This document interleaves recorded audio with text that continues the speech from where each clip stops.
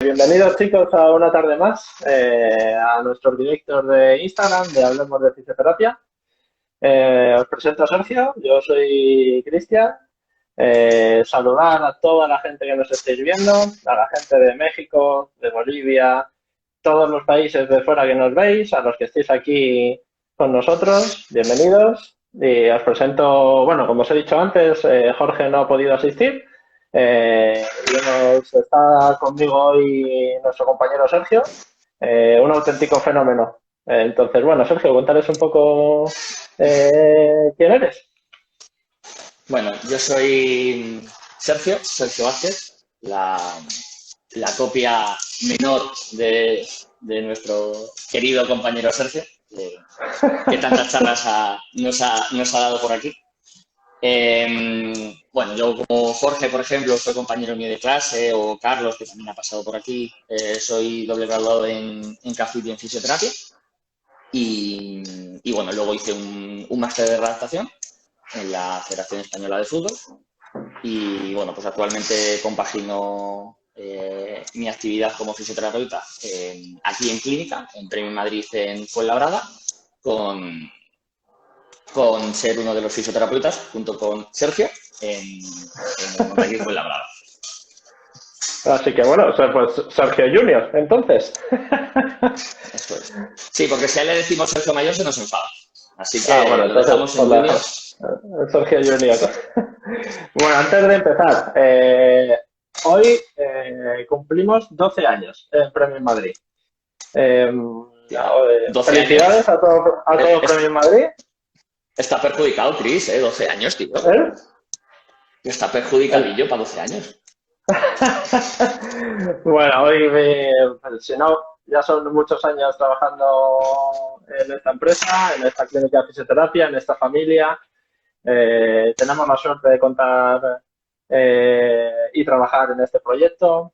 Gracias a Sergio y a Álvaro, que fueron los creadores de este preadolescente de 12 años. Y nada, pues vamos a disfrutar de ello. Tenemos un vídeo muy chulo publicado en redes sociales que dura 8 minutitos y poco. Y nada, pues os animo a verlo y que disfrutéis con nosotros y lo celebréis con nosotros, a pesar de estar en una situación un poco complicada. Pues bueno, nosotros la charla de hoy de lo que vamos a hablar es vuelta al deporte después del confinamiento. Pautas más importantes para que retomemos una buena actividad. Yo os quería contar, como creo que nos ha pasado a casi todos el sábado, cuál fue mi experiencia. Y quiero empezar por ahí, para ver cómo el boom de salir a la calle fue una locura, porque fue una auténtica locura. Yo normalmente siempre salgo los fines de semana a correr, porque es cuando no me da tiempo y suelo madrugar y salir entre las 7:30 y las 8. Pues este primer sábado que nos dejaron salir, pues volví a salir a las 8 de la mañana. ¿Y qué es lo que pasó? Como era de esperar, pues que me tocó correr por mitad de la carretera para no cruzarme con gente. No sé si ese fue tu caso también, Sergio. Sí, la verdad es que sí.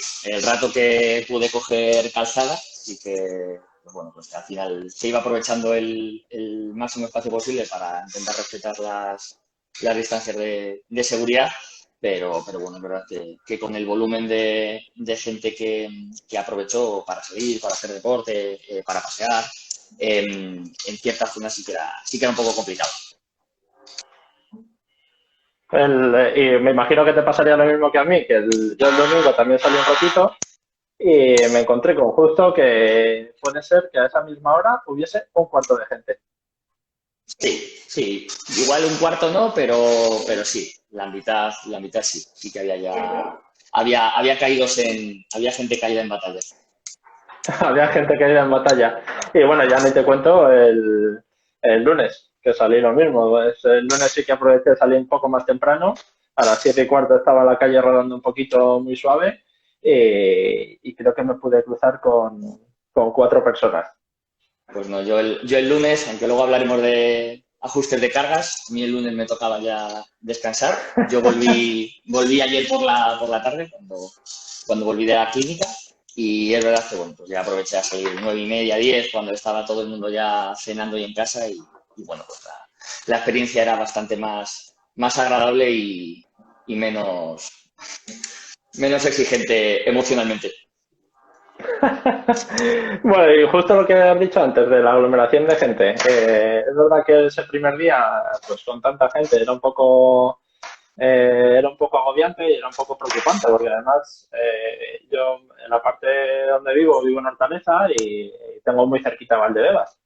Y por suerte son calles muy amplias, hay mucho espacio, pero em, había muchísima gente que, pues como has comentado antes, no respetaban las distancias. No la mayoría, sino todo lo contrario, una minoría. Pero es algo que es importante recalcar que, bueno, vamos a intentar mantener las distancias de seguridad, que corriendo se ha visto y nos han aconsejado que sea en torno a unos, si no recuerdo mal, unos 10 metros Eso para es. evitar las estelas de, pues tanto del sudor como las gotitas de la respiración y cualquier otro fluido que pueda venir producido del deporte. Creo que no me equivoco en distancias. Estoy un poco así en Sí, bicicleta. No 10 metros. En bicicleta, si no recuerdo yo mal, los estudios científicos recomendaban 20 metros. 20 metros en el rebufo. Es decir, bueno, pues que cuando tú adelantes a alguien, si vas corriendo, tienes que intentar al menos hasta los 10 metros no volver un poco a tu estela y a a ponerte delante suyo. Y en el caso de ir montando en bici, igual, si vas en grupo, que supuestamente no se debería, al menos respetar esos 20 metros entre ciclista y ciclista. Y si vas a adelantar a alguien, a la hora de volver a reincorporarte a tu estela o a tu carril, pues al menos es esperar a haber dejado 20 metros de distancia. Uh-huh. Bueno, y hablando de este inicio de la vuelta al deporte, a ver qué podemos decir a la gente que nos está viendo. ¿Cómo empezarías tú Bueno, yo esta actividad, esta vuelta a la lo, actividad? lo primero bueno, que queríamos pues destacar un poco es que tenemos que hacer un poco una diferencia entre oye, gente que vuelve a hacer el deporte y que en esta etapa pre-confinamiento, pre-COVID, no se estaba recuperando o no tenía ninguna lesión.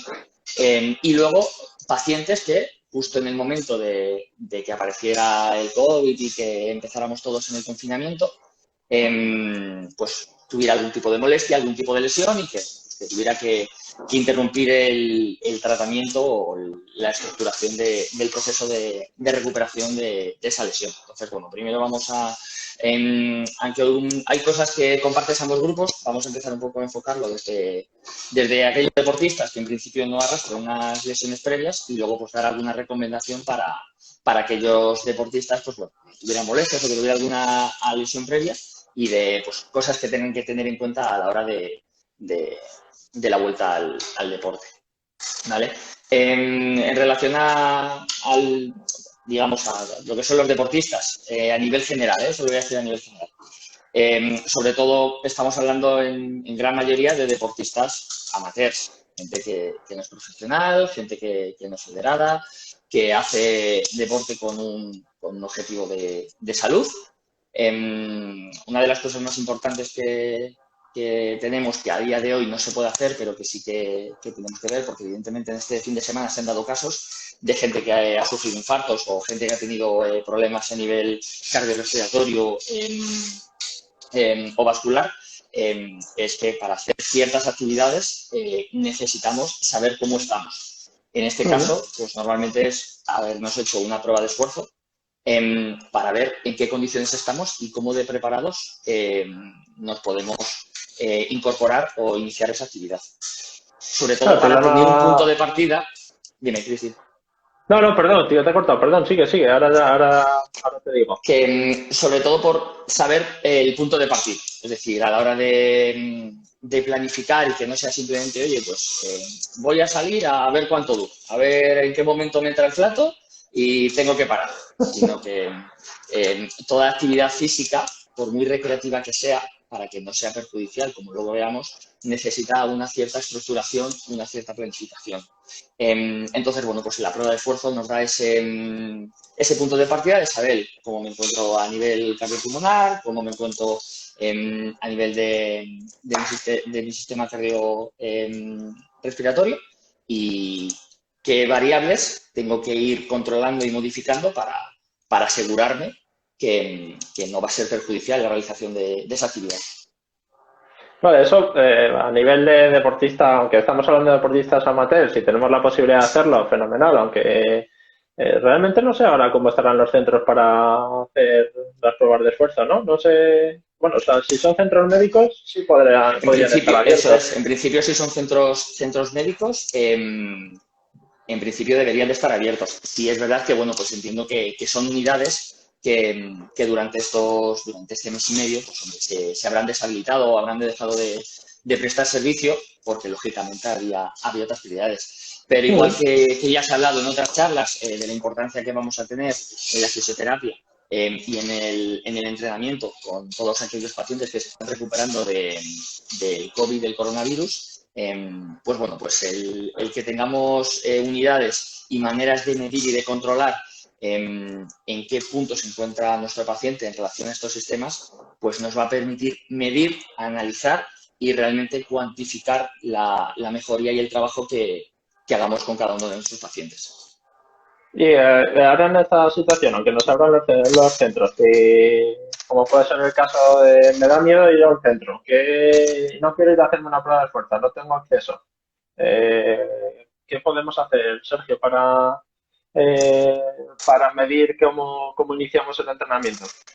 Mira, de las cosas que tenemos que entender ahora es que el objetivo para este gran porcentaje de población que se reincorpora de nuevo ahora a la actividad deportiva es que el principal objetivo tiene que ser un objetivo de salud, no un objetivo de rendimiento, ¿vale? Tenemos que durante estas primeras semanas ir generando unas adaptaciones en nuestro cuerpo que hemos perdido porque no hemos podido hacer este tipo de trabajo que ahora estamos haciendo.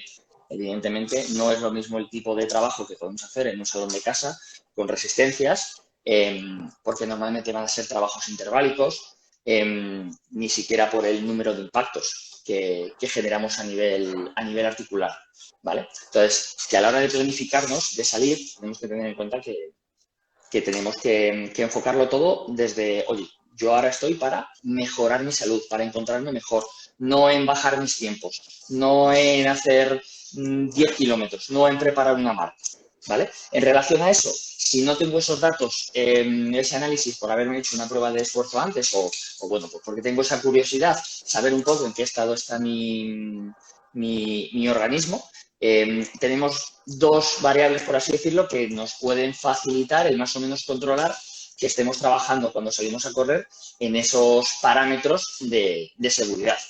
Uno es la frecuencia cardíaca y el otro es el umbral respiratorio, ¿vale? A nivel de frecuencia cardíaca y de umbral respiratorio, tenemos fácilmente la medición de ambas y no hace falta que tengamos un analizador de gases.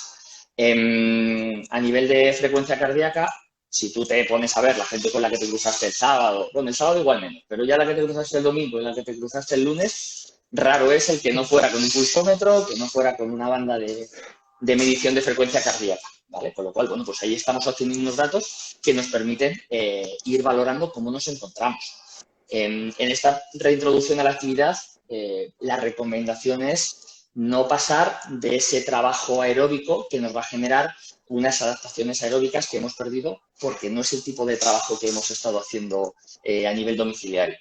Con lo cual, bueno, pues no superar el 70% de nuestra frecuencia cardíaca máxima nos va a asegurar el que no vamos a generar un estrés a nuestro corazón que nos pueda ocasionar un problema. Y a medida que vayamos realizando sesiones de entrenamiento y vayamos planificando el trabajo que vamos haciendo en esas sesiones de entrenamiento, podemos ir incrementando esa frecuencia cardíaca sobre la cual vamos a trabajar. Y a nivel de umbral ventilatorio, tenemos una relación más o menos directa que nos dice la literatura científica, que es lo que se llama el VT1, ¿vale? O el umbral aeróbico. Y más o menos se estima eso, que está en torno al 70%. Digamos, la recomendación un poco que se suele dar para este umbral a nivel de andar por casa, por así decirlo, es que seas capaz de mantener una conversación o al menos intercalar una serie de 10, 12, 15 palabras sin que te falte el aire, ¿vale? En ese sentido, estaríamos trabajando en unos niveles en el que no estamos realizando un estrés excesivo a nuestro sistema cardiorrespiratorio, ¿vale? Entonces, bueno, para que la gente tenga un poco esas referencias a la hora de ver qué nivel de exigencia nos estamos poniendo en esas primeras entrenamientos, en esas primeras actividades que realizamos fuera del domicilio. Y ahí también podríamos meter, no sé cómo lo ves tú, la escala de esfuerzo percibido. ¿O cómo lo ves? Sí, Yo sí, creo que además es verdad. hay una validación de la escala de esfuerzo Sí. percibido, que además es súper sencillita. Bueno, por si hay alguien que no la conoce, es Ujú. de 0 a 10, 0 siendo cero sensación de cansancio, nada, nada, nada, no me canso nada, no me duele nada, a un 10, más o menos comparándolo con el dolor máximo, sufrimiento máximo en el deporte que hayas podido sufrir. Con los valores que ha dado tú, yo estimo más o menos entre un 5 y un 6 sobre 10, ¿no? Que es donde más o menos la gente Sí, puede mantener una conversación de 10, 15 palabras, sí. como has dicho. Es verdad que es una Eh, escala que es muy útil si somos capaces de darle una continuidad, porque lógicamente como cada herramienta que usamos, cuanto más la usamos, más la vamos a entender y más fácil y más vamos a afinar. Nosotros cuando trabajamos, igual que tú, a nivel de entrenamiento, o nosotros, nuestro preparador físico, cuando trabaja con los jugadores y realiza esas valoraciones, pues lógicamente los jugadores ya están muy entrenados y ese dato que te dan te lo puedes creer mucho porque están ya durante muchas temporadas acostumbrados a manejar esa escala. Evidentemente, los primeros días que trabajemos con esa escala, pues dices, pues esto es un 7 o esto es un 8. Bueno, pues cuando te has medido 20 veces, 30 veces, 50 veces, eres mucho más capaz de afinar con precisión en qué punto exacto estás de ese esfuerzo percibido. bueno, y con lo que has dicho antes respecto a las pulsaciones, al pulso, a las intensidades, es raro que ya nadie, o sea, que alguien salga sin un pulsómetro, sin un GPS, suele ser muy común, pero bueno, hay otras fórmulas para poder determinar la frecuencia cardíaca a la que debo trabajar. A mí se me ocurre algo muy sencillo, que es como saber la frecuencia cardíaca máxima según la edad. Corrígeme si me equivoco, Sergio, que sería restar a 220 la edad de cada persona. Ahí digamos que marcaríamos el máximo saludable para realizar una actividad física. Y si yo lo que quiero es saber el porcentaje de frecuencia a la que necesito trabajar y el pulso para trabajar a esa frecuencia, sería calcularlo a través del método de Carbone. El método de Carbone lo que vamos a hacer es, primero tenemos que tomar las pulsaciones en reposo. Una vez que las tenemos, las restamos a nuestra frecuencia cardíaca máxima según la edad. Y ese resultado lo que vamos a hacer es, a ver si no me equivoco, que lo tengo aquí, me está rondando la cabeza otra cosa y se me va. Lo que vamos a hacer es multiplicarlo, eso es, se me había ido por completo. Ese resultado que nos ha dado de la resta de la frecuencia cardíaca máxima según la edad menos la frecuencia cardíaca en reposo, la multiplicamos por la intensidad a la que queremos trabajar. Se me ocurre, pues, un chico de 20 años, 220 de frecuencia cardíaca máxima menos la edad, que son 20, nos saldría 200, lo multiplicamos por la intensidad, ¿vale? Que quiero trabajar y luego le sumaríamos de nuevo la frecuencia cardíaca en reposo y ahí más o menos nos va a dar unos valores bastante fiables, no exactos, porque no pueden ser exactos, o sea, para eso sería necesario lo que has dicho tú de la prueba de esfuerzo, que ahí es donde vamos a marcar sí o sí el porcentaje correcto, pero bueno, es una forma de saber, oye, pues me tengo que mover entre estas pulsaciones. Eso es. Al final son todo medidas para intentar cuantificar un poquito en qué Mm, punto estamos. Que nos sirva como punto Eso de es. referencia para saber, oye, hoy estoy aquí, mañana dónde estoy. ¿He mejorado? ¿Estoy mejor? ¿No estoy peor? ¿Vale? Eso es, sí. En cuanto a la frecuencia de entrenamiento ahora, ¿qué podríamos decir? Yo, bueno, pues como he dicho antes, yo salí sábado, pero el sábado salí, nada, 30 minutitos muy suaves. El domingo salí 45 también a un ritmo muy, muy suave. Y el lunes salí un ratito, entre que corría, andaba un poco, iba cambiando ritmos, no iba dándole caña porque además notaba que mi cuerpo no estaba preparado para volver a, Ujú. a la actividad que estaba realizando antes. Entonces, ¿qué pautas les podríamos dar a la gente para determinar cómo marcar esta vuelta a la Mira, práctica deportiva? yo creo que a este nivel es importante como antes hemos valorado para la escala de esfuerzo percibido, un poco el conocimiento que cada uno tiene de sí mismo. No va a valorarse igual alguien, pues imagínate, como tú o como yo, que llevamos jugando al fútbol desde los 6 años, que nos hemos comido 30 pretemporadas cada uno y que estamos muy habituados a las sensaciones que nuestro cuerpo nos va dando, a alguien que no tiene ese conocimiento de sus propias sensaciones. Con lo cual, bueno, pues para nosotros es mucho más fácil saber hoy estoy así, pero creo que me voy a recuperar, mañana puedo hacer... si no, para la gente que no tiene ese conocimiento, yo lo que digo es que mínimo, mínimo, mínimo tenemos que dejar un espacio de 48 horas, sobre todo para reevaluarnos cómo nos ha sentado Ujú. esa actividad que hemos realizado. Es decir, yo entreno hoy, yo necesito ver mañana, sin ninguna otra interferencia, 24, 48 horas, qué adaptaciones hemos ido generando en mi cuerpo y cómo me encuentro. Oye, pues tengo muchísimas agujeras en las piernas. Pues igual no es conveniente hacer a las 48 horas, sino a las 72, ¿vale? Igual en la zona donde yo he salido a correr tiene mucha cuesta. Pues evidentemente le hemos metido un componente, sobre todo si hemos bajado, un componente excéntrico muy importante a la musculatura. Sabemos que ese componente excéntrico nos va a generar una mayor fatiga, un mayor DOMS, sobre todo a las 48 horas. Por lo cual, si al día siguiente veo que me encuentro bien y vuelvo a salir, el pico que me va a generar a las 48 horas, sumando esos 2 días, puede ser bestial.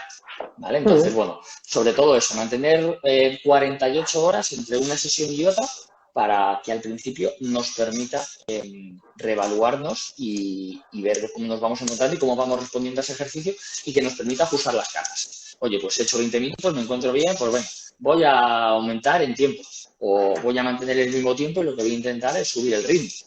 O si estoy haciendo un trabajo por series, pues igual juego con el descanso entre series. Ujú. Depende un poco la variable que nos interese modificar para ir generando el que poco a poco vayamos aumentando en nuestras capacidades físicas. Sí, digamos que necesitamos ese descanso para que nuestro sistema cardiovascular se asiente, acepte los nuevos cambios. A nivel articular, no le demos mucha carga a estas articulaciones por los impactos producidos por la carrera. A nivel músculo-tendinoso, que nuestras estructuras sean capaces de absorber los impactos, el ciclo de acortamiento-estiramiento. Con Eso es. respecto a lo que decías de los tiempos de descanso, el otro día leía un artículo con el tema ahora de si la vuelta al fútbol, no la vuelta al fútbol, que hablaba de que a nivel competitivo se necesitaban, todos los estudios marcaban que era necesario un mínimo de 72 horas de descanso entre partidos, porque si no el tiempo de recuperación al descender tanto, el índice lesional se disparaba a una Eso barbaridad. es. Entonces, pues bueno, si hablas Eso es. de que para alto rendimiento volver a un alto rendimiento o a sacar las máximas capacidades físicas de una persona, hablan de 72 horas, pues bueno, hay que tener ahí en cuenta que hay que tener cuidado, o sea, hay que echarle un ojo y ser ahora capaz de, digamos, medir esas ganas, esas ansias, ¿no? De salir a la calle Eso es. y correr. Entonces, bueno, y con respecto a esto también era una cosa curiosa que hablaban que mínimo, mínimo, mínimo se pedía en este caso para la vuelta a una competición de máximo rendimiento un mínimo de una pretemporada entre 3 y 4 semanas mínimo. Ujú. Hablando de lo óptimo de ser entre 6 y 7. O sea, sobre todo para que nos hagamos una idea Claro. de la necesidad de adaptar al cuerpo a un nuevo estímulo, un nuevo esfuerzo para conseguir los niveles que teníamos antes. Eso es. Y en esos casos, sobre todo, igual hasta se podría ser corto porque entendemos que normalmente vemos todos los años que las pretemporadas de los equipos fácilmente duran eso. 5, 6, 7 semanas más o menos hasta que están ya rodados, aunque puedan tener partidos oficiales antes porque sabemos que los Mm. calendarios cada vez están más condensados. Pero claro, esa gente, los profesionales, cuando empieza la pretemporada, no vienen de estar un mes y medio parados en su casa o en la playa. es gente que, oye, se toma 1, 2, 3 semanas, en ningún baja el ritmo, pero siguen haciendo cierta actividad física. Ahora, en muchos casos, venimos de un reposo prácticamente absoluto, porque no todos los deportistas profesionales disponen de los medios que muchas veces vemos a través de Instagram por las instalaciones que tienen muchos en sus casas, con lo cual ese trabajo de mantenimiento que han hecho en estas semanas no es siempre el que vemos a las grandes superestrellas. Hay gente que ha tenido que estar trabajando con recursos mucho más limitados, con lo cual para esos profesionales necesitan un mayor tiempo de adaptación porque su desadaptación ha sido mayor. Eso es, o sea, habría que empezar durante este tiempo al menos, haber estado haciendo un pequeño trabajo de fuerza, de mantenimiento. Es verdad que no se pueden tener los mismos materiales que se puede tener en un gimnasio, en unas instalaciones deportivas o en un centro especializado de rendimiento, de prevención, de adaptación, llámalo como quieras, pero al menos que el cuerpo no olvide que necesita seguir moviéndose. O sea, no es necesario levantar una gran carga para que el cuerpo sea capaz de generar una fuerza determinada, que eso es Eso también es. importante. Es decir, que podemos hacer cosas, se pueden hacer Sí, sí. cositas. Y podemos mantener eh, niveles basales y niveles de performance física bastante adecuados, pero claro, esto que estábamos hablando es enfocado a un alto rendimiento, a sacar el máximo partido a mi cuerpo. Como hemos dicho antes, el objetivo a nivel amateur que estamos planteando en esta inmediatez no es ni mucho menos sacar el máximo rendimiento, es volver a generar esas adaptaciones y pues volver a generarnos un ámbito de mayor salud para nuestro cuerpo. Porque si no hacemos esto, al final lo que nos va a pasar es, nos van a aparecer lesiones, nos van a aparecer dolores, posiblemente a nivel tobillo, rodilla, cadera, muy posiblemente también a nivel lumbar, por déficit de fuerza y de estabilidad, y lo que nos va a llevar es a lesionarnos. Que en muchos casos, esta semana, sin más, o sea, sin ir más lejos, tú has recibido a algún paciente que con esa euforia de volver a salir a la calle a correr y volver a los mismos tiempos que antes, que estaba haciendo antes hace 7 semanas, pues bueno, que ha tenido que pasar, digamos que por chapa y pintura, ¿no? Eso, por taller. Sí, al final muchas veces al paciente tenemos que un poco ponerle en esa situación y que analice un poco, que valore cosas que igual en la primera, en lo que le puede es, quiero volver a hacer deporte. Está bien, pero porque ahora salgamos y hagas este trabajo, igual luego te frena 2, 3, 4 semanas, porque tenemos que bajar la carga porque, oye, hemos irritado a nivel tendinoso, hemos irritado a nivel de bursa, hemos generado este sobreimpacto en una articulación en la que tú en el trabajo que estás haciendo domiciliario no has metido tanto impacto, con lo cual, bueno, pues la articulación ha reaccionado, digamos, un poco de manera defensiva y ahora pues nos toca bajar la carga y en esa progresión que te gustaría para en 3, 4 semanas volver a estar trabajando en esos niveles pre-confinamiento, pues se te va a 5 o 6 semanas porque tenemos que bajar las cargas para que tu cuerpo se adapte. Eso es. Y si salgo a correr y me lesiono, ¿qué opciones tenemos? ¿Qué hacemos? ¿Qué camino tomamos? A ver, si salgo a correr y me lesiono, lógicamente lo primero que tengo que hacer es ponerme en manos de un profesional, ¿vale? A corto plazo, bueno, vamos a ver, siempre tenemos Importante esto, ¿eh? Muy, muy importante esto. Tanto a nivel de entrenamiento como a nivel de recuperación. Que estamos viendo eso muchos es. casos en los que no se produce esto y es un peligro. Es un Sobre auténtico todo para que peligro. sea lo más, sobre todo para que sea lo más individualizado al caso posible. En caso de la fisioterapia entiendo que es más complicado, pero en caso de lo que es el entrenamiento, digamos, a nivel online, bueno, pues evidentemente se dan unas pautas generales, pero cuando hablamos de que hay una lesión, el trabajo o que hay una molestia, el trabajo tiene que ser individualizado. No podemos trabajar a nivel general como si fuéramos población general, porque somos población lesionada. ¿Vale? Entonces hay ciertos factores que tenemos que tener en cuenta. Cosas muy llamativas, por ejemplo, que a mí me ha pasado este fin de semana y lo relaciono con actividad física, vamos a decir que no es deporte. Son pacientes que, por ejemplo, se estaban recuperando de cirugías de hombro.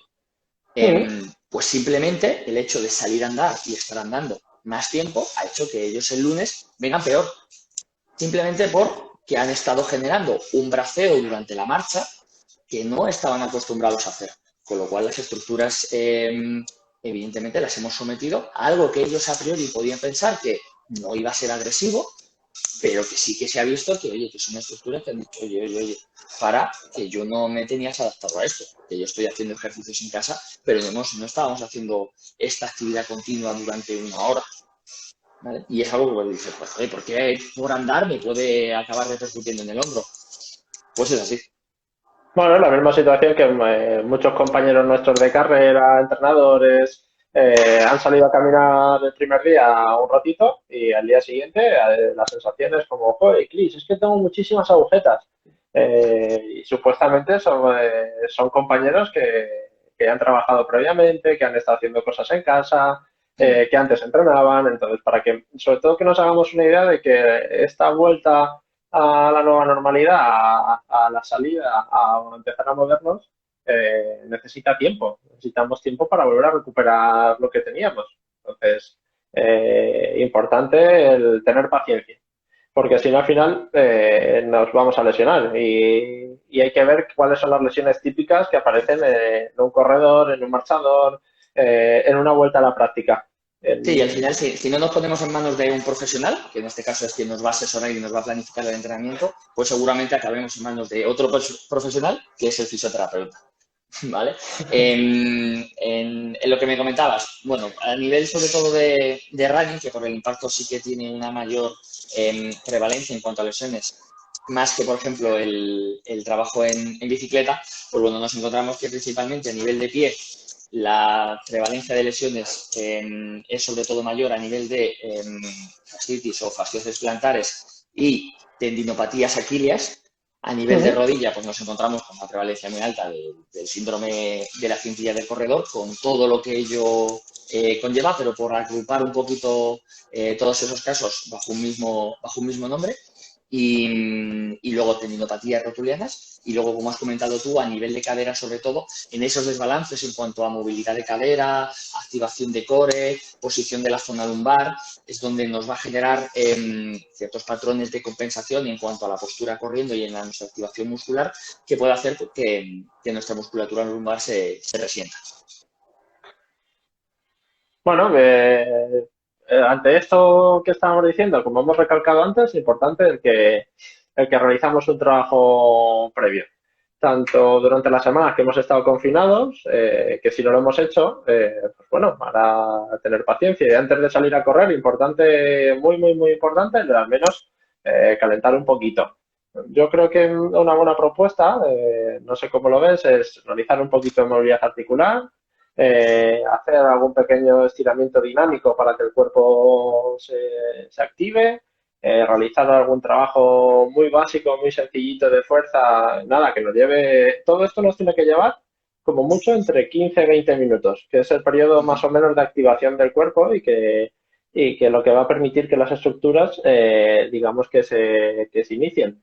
No sé si a lo mejor meter algo de técnica de marcha, técnica de carrera, algo de ciclo de estiramiento, acortamiento. Eh, Sí, ¿Dónde podríamos englobarlo?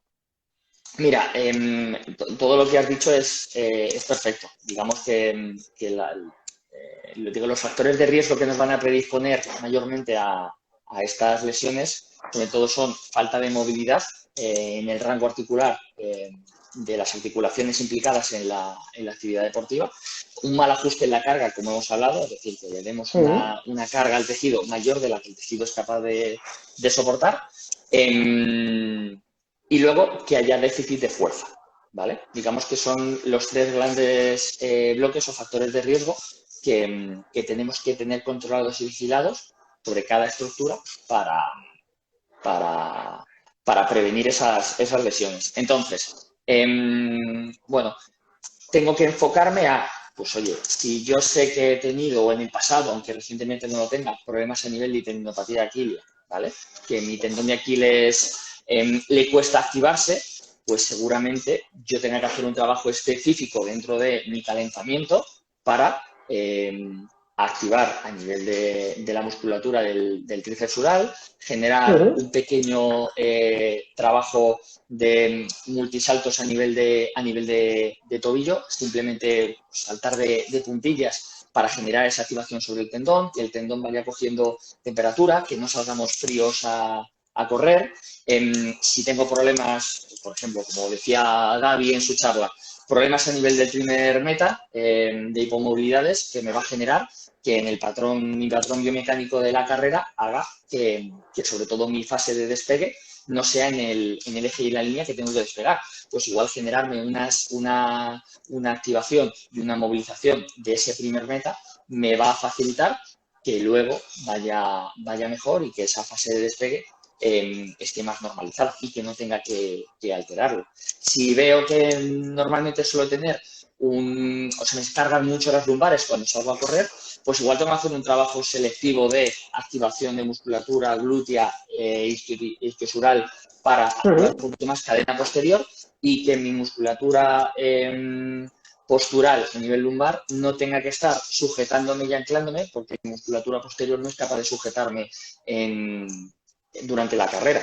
Y así iríamos con cada lesión. Evidentemente estos son consejos generales, por eso decimos que en estos casos lo importante es poner en manos de un profesional que sea capaz de hacerme esa anamnesis, hacerme ese diagnóstico y a partir de ahí darme esas recomendaciones de, oye, fundamental que tú antes de correr dentro de tu rutina hagas esto y que tu rutina de calentamiento sea una rutina individualizada, porque eso al final te va a prevenir de lesiones y aumentar tu capacidad durante el esfuerzo. Y si, que muchas veces nos pasa, y si es una persona que no quiere hacer nada de eso, ¿qué hacemos con ella? Si es una persona que no Buena pregunta, ¿eh? Buena pregunta. Bueno, yo creo que hay una recomendación sería que no empezasen a correr según salgan a la calle. Eso es. Que caminen un poco, que se muevan, que suban alguna escalera, alguna pendiente, que también nos va a ayudar a activar toda la cadena posterior, alguna cosita así. Y luego ya, digamos que iniciar, ¿no? La carrera.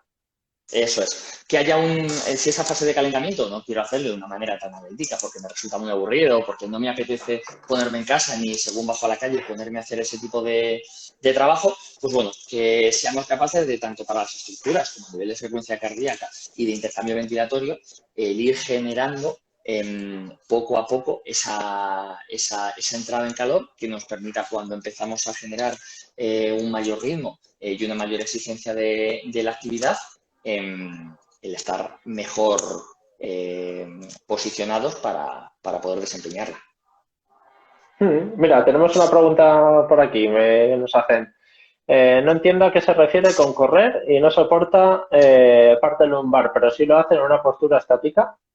Yo entiendo ahí, yo creo que la respuesta ahí es más a nivel de que nuestro core no tiene la fuerza suficiente. Hay muchas estructuras musculares que ahora mismo no están adaptadas a soportar una carga determinada y, como es el caso del glúteo, que es el estabilizador por excelencia, al no tener fuerza, esto es bajo mi experiencia, ¿eh? Normalmente cuando no es capaz de soportar la carga, aumenta mucho, se fatiga mucho y digamos que manda un poco o bastante dolor a la zona lumbar. Eso es. Si vemos a nivel científico y sobre todo a nivel biomecánico, tú analizas un poco la postura que tienen al correr atletas profesionales y luego, por ejemplo, ves a gente corriendo en la calle y una de las mayores diferencias que hay es, por ejemplo, el posicionamiento del tronco, ¿vale? Es decir, tú ves a los atletas profesionales que son capaces de poner con el tronco muy erguido y mucha gente en la calle que necesita para correr inclinar el tronco hacia adelante. Lógicamente, ahí estamos generando una alteración en el patrón biomecánico, no solo de la columna, sino de toda la musculatura del miembro inferior. Con lo cual, si yo no estoy siendo capaz, mi core no está siendo capaz de soportar esa postura, digamos, más erguida, más estática, ¿vale? Cuando yo me inclino hacia adelante, va a haber otra musculatura que va a tener que soportarme para que no acabe cayéndome de bruces contra el suelo. No sé si que nos digan si ha respondido un poco a la pregunta. Y en caso de que nos aparezca dolor, ¿pararías, Sergio? Durante la realización de la actividad. Si os aparece el dolor lumbar, por ejemplo, que estamos hablando ahora mismo de esto. Si me empieza a aparecer... En estas primeras fases sí. En estas primeras fases sí. Sí, porque, como hemos dicho, venimos de una desadaptación y necesitamos que, pues bueno, pues digamos que ahí nos está diciendo nuestro cuerpo que haya llegado nuestro límite, que a día de hoy esa distancia o ese ritmo es el máximo que es capaz de soportar. ¿Vale? Entonces, todo lo que sea continuar con ese dolor nos va a perjudicar a corto plazo, porque el siguiente, lógicamente, vamos a estar más dolorido y nos va a retrasar en volver a poder seguir incrementando esa intensidad, ese ritmo, esa duración del entrenamiento. Eso es que es Porque la lo que está prioridad, diciendo. porque la prioridad va a ser recuperarme de esa dolencia. Con lo cual, Eso la es. prioridad ya no va a pasar a la actividad física, sino a la recuperación de la dolencia. Sí, al final nuestro objetivo se va a retrasar, mis expectativas las he perdido porque pensaba que en una semana, en 2 semanas iba a estar otra vez como hace 7 y eso puede llevar muchas veces a la frustración. Entonces ahí es la paciencia que tenga cada uno para conseguir marcarse, digamos, unos ritmos de entrenamiento y pautarse unos descansos que sean los oportunos. Sobre todo con gente que ahora pues se está reenganchando o está descubriendo, por así decirlo, el salir a correr o el hacer actividad física. Evidentemente, si tú empiezas a hacer una actividad y en la primera semana lo único que haces es me duele aquí y mañana me duele aquí, mañana me duele, pues claro, evidentemente dices mañana paso, mañana me quedo en el sofá que del sofá no me duele nada. ¿Vale? Entonces, para conseguir generar adherencia y que, bueno, a nivel social incrementemos el nivel de bienestar y de estado físico que tiene la población, es importante que generemos desde ya una adaptación y una adherencia a esta actividad, que no sea algo desagradable, que no sea algo que salir a sufrir, no, tiene que ser algo que sobre todo al principio disfrute. Eso es, que te guste. ¿No? Que te guste, que te apetezca, que quieras y que no te resulte un sacrificio bestial.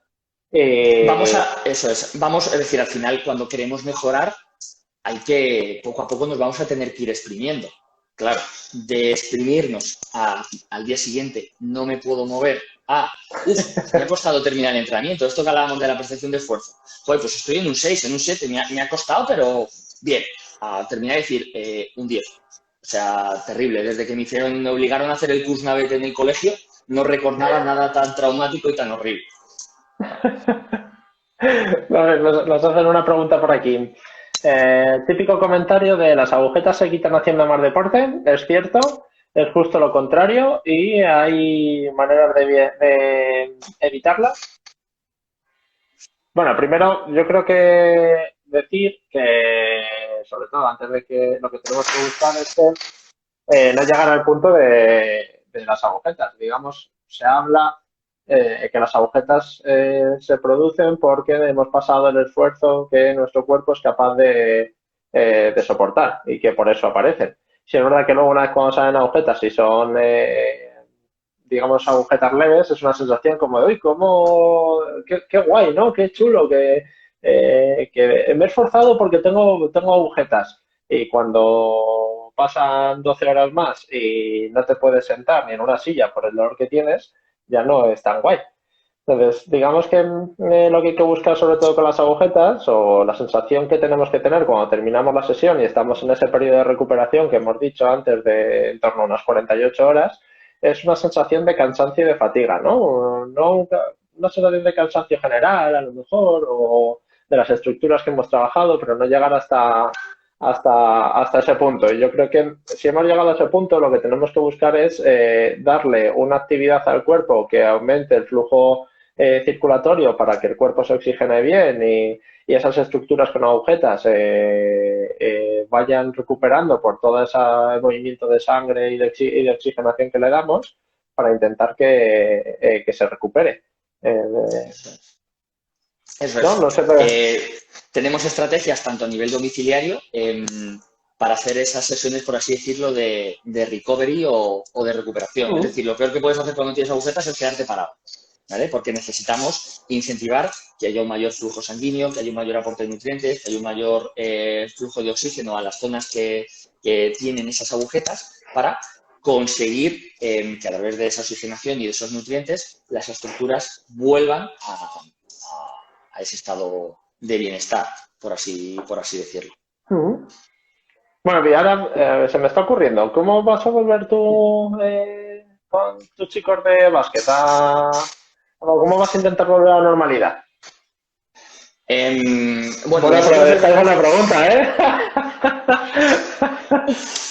Vale, es verdad que nuestra normalidad no va a ser, por así decirlo, como lo que estamos viendo en la tele, porque bueno, pues ya sabéis que, para quien no lo sepa, bueno, pues la Liga Endesa, la decisión que ha tomado es que se va a jugar un playoff final con los 12 primeros equipos, el resto, los que estaban a partir del 12, no van a competir más. Entonces, bueno, pues digamos que ahora mismo nuestra vuelta a la actividad va a ser mucho más progresiva porque no tenemos esa necesidad de estar compitiendo a finales de junio, en el momento en el que está previsto esa realización de los playoffs de la Liga Endesa, ¿vale? Es verdad que a nivel aquí me meto un poquito en la parte de preparación física, a nivel de baloncesto, es verdad que comparado, por ejemplo, con el fútbol, es una liga que termina muy pronto. Equipos que no se clasifiquen para el playoff final, a finales de mayo, estallan de vacaciones. Y normalmente no volvemos a entrenar hasta mediados de agosto, con lo cual tienen 2-3 meses. ¿Qué es lo que pasa? En baloncesto los jugadores, como mucho, se dan una semana de vacaciones, porque por el deporte, por el ritmo, por los entrenamientos, durante el año ellos no pueden mejorar sus capacidades físicas, sobre todo a niveles de fuerza. Con lo cual, el trabajo que ellos orientan en esos 2-3 meses de verano es a incrementar sus niveles de fuerza para que en el momento que se reanuda la pretemporada y la actividad colectiva, lo que se va trabajando es esa transformación de esos niveles de fuerza, fuerza máxima, fuerza resistencia, empezar a poder expresarlos en fuerza explosiva, fuerza velocidad, en expresiones de la fuerza que se adaptan más a las demandas competitivas que tiene nuestro deporte.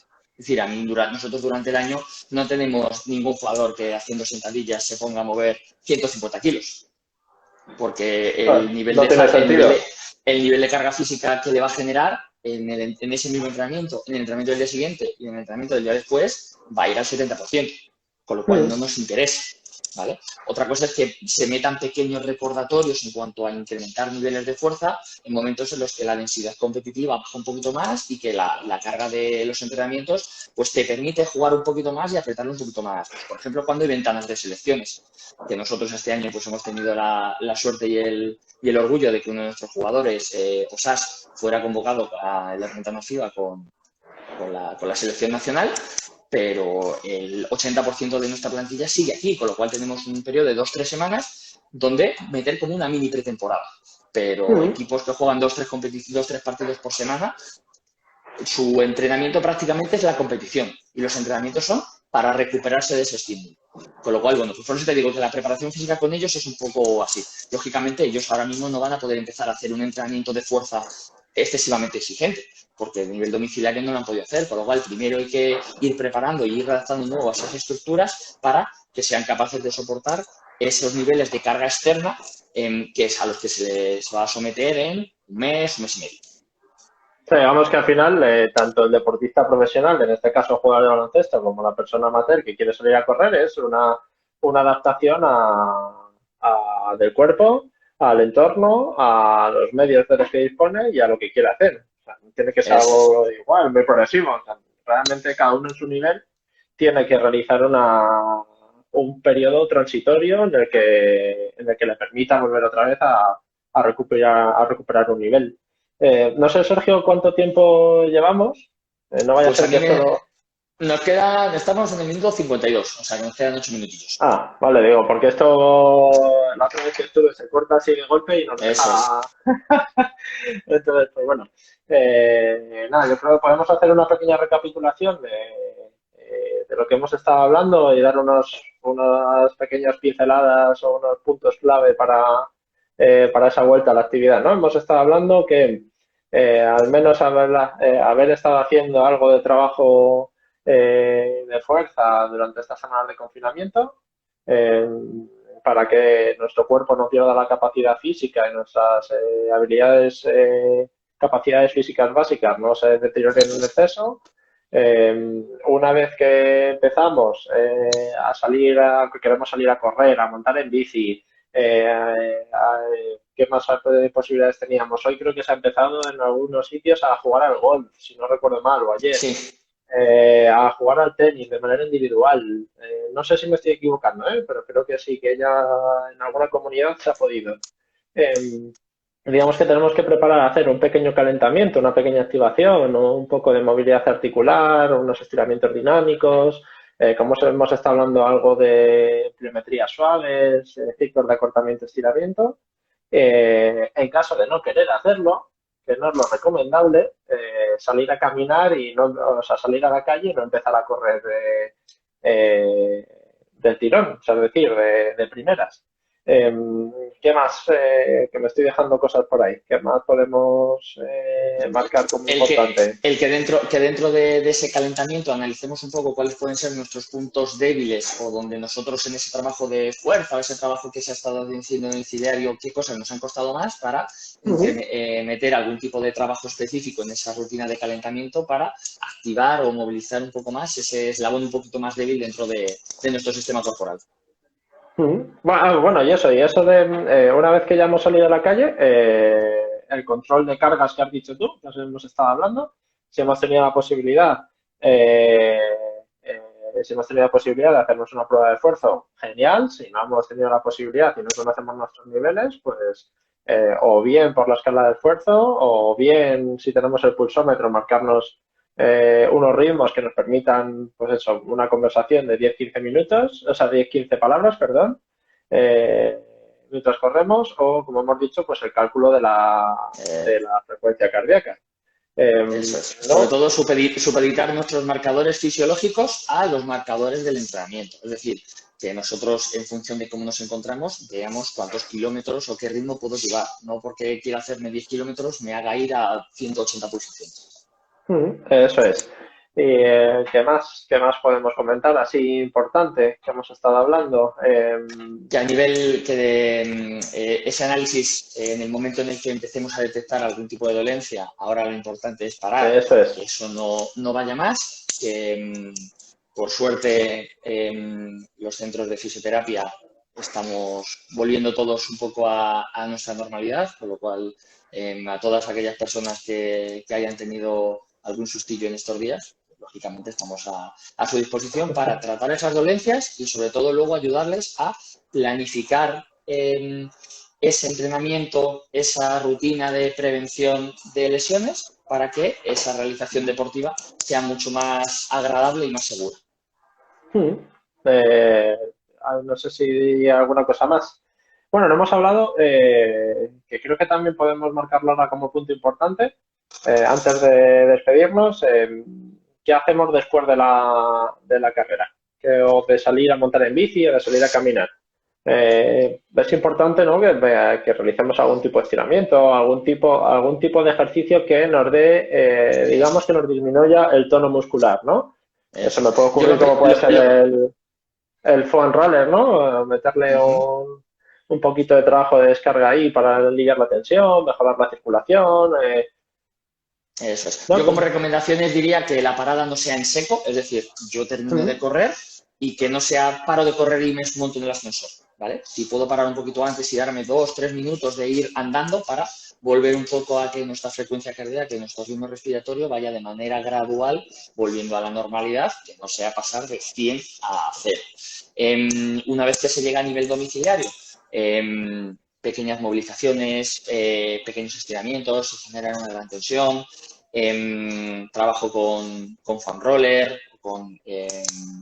en ese momento es verdad que yo no metería una gran tensión porque normal es que el Ujú. tejido ya, pues, oye, ya ha sufrido cierto estímulo y cierta agresión durante la realización de la actividad física, con lo cual en ese primer momento sería algo más suave. Si quiero meter un poquito más de trabajo, un poquito más intenso, sobre todo el foam roller, que en algunas superficies corporales es un poco agresivo o puede ser más molesto, lo dejaría un poquito para 2, 3, 4 horas después de la actividad deportiva. Luego, una correcta rehidratación, una correcta nutrición.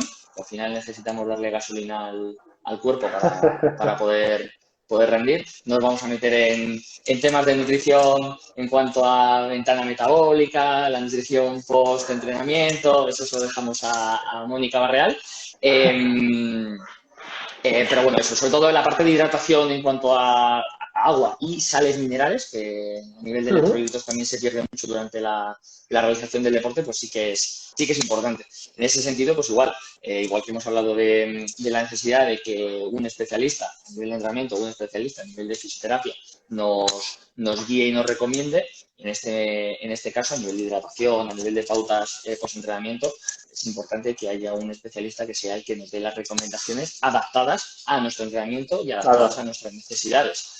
Porque, lógicamente, seguramente no sea lo mismo el que está haciendo las necesidades nutricionales que tiene a nivel de recuperación, alguien que está corriendo, a alguien que sale a andar o alguien que está haciendo entrenamiento de fuerza. 1 minuto y medio. ¿Cuánto tiempo nos queda? Un minuto y medio. Vale, estaba pendiente. Bueno, pues nada, yo creo que hay nada más. Hay una pregunta ahí que se nos va a quedar en el aire. Si necesitas que te la contestemos, mándanos por favor un mail.